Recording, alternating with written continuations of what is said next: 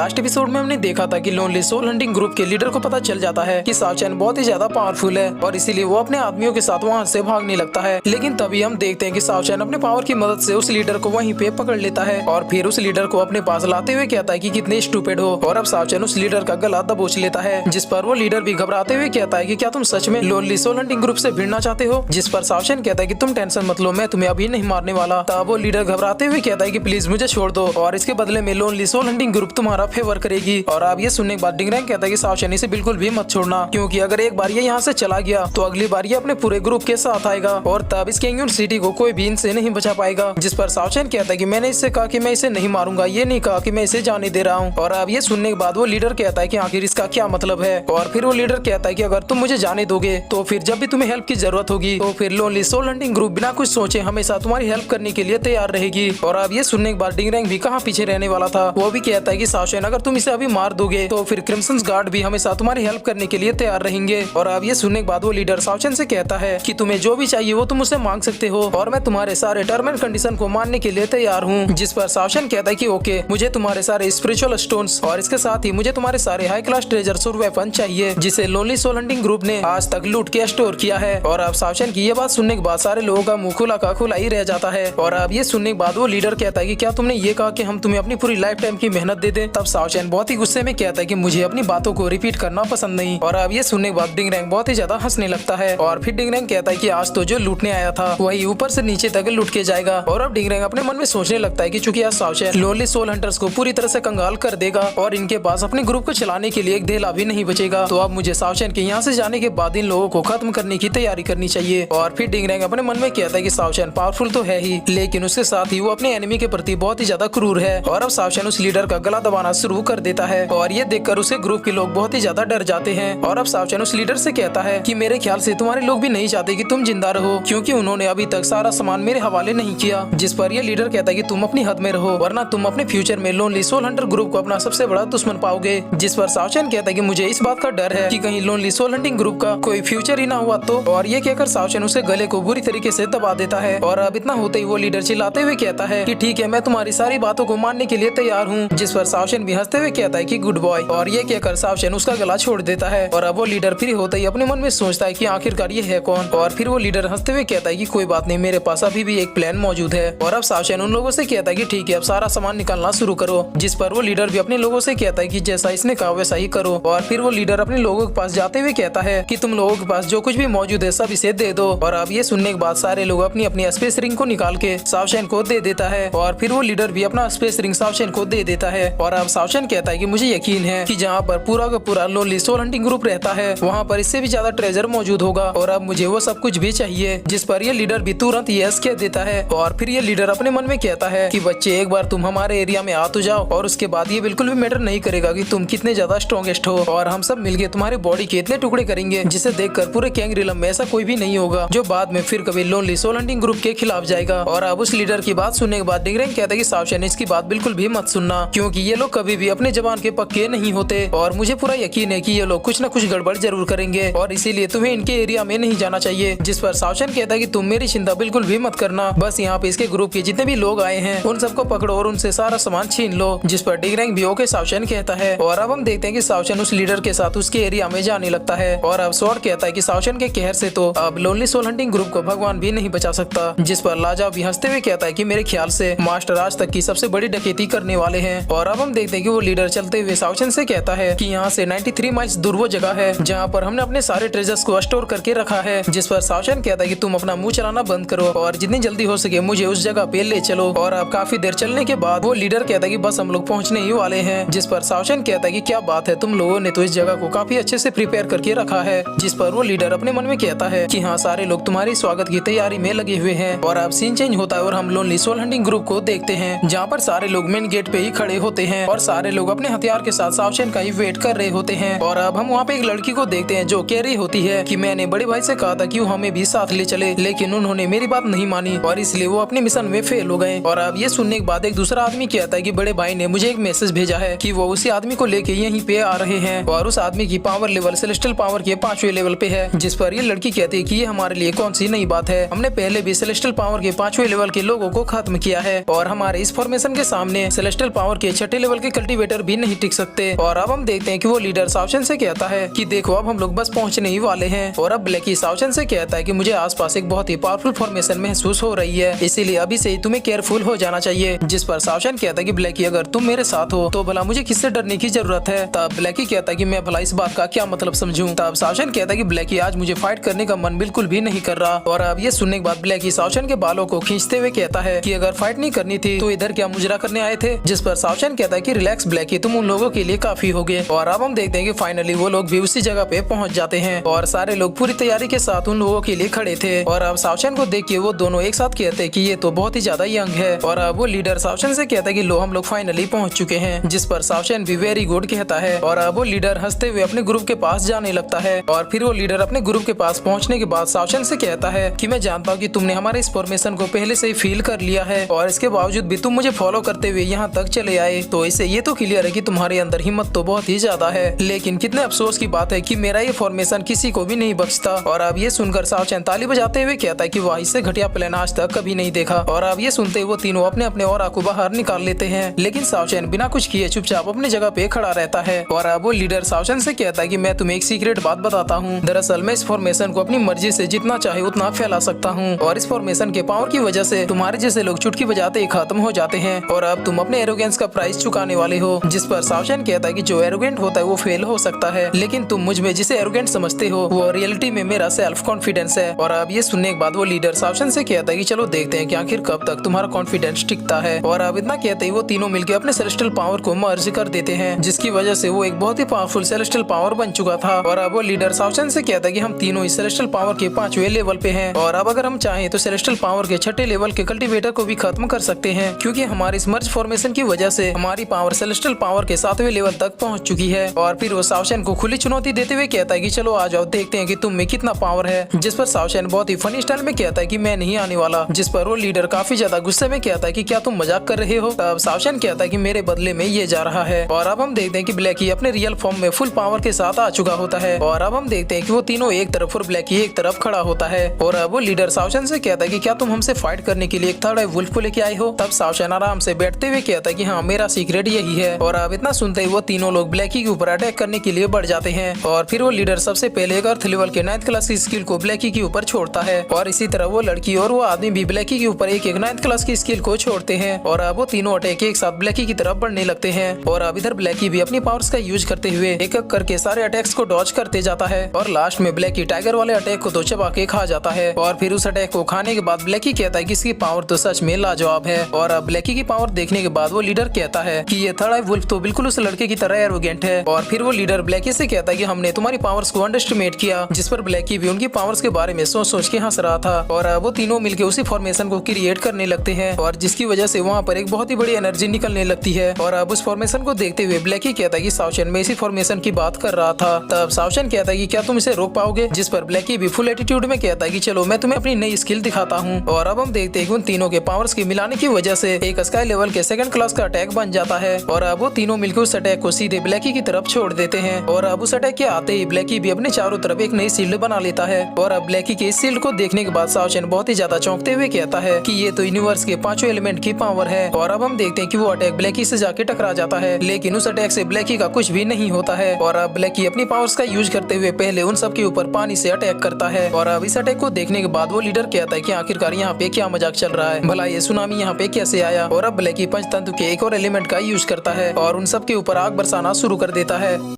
और फिर इसी के साथ ये एपिसोड यहीं पे खत्म होता है।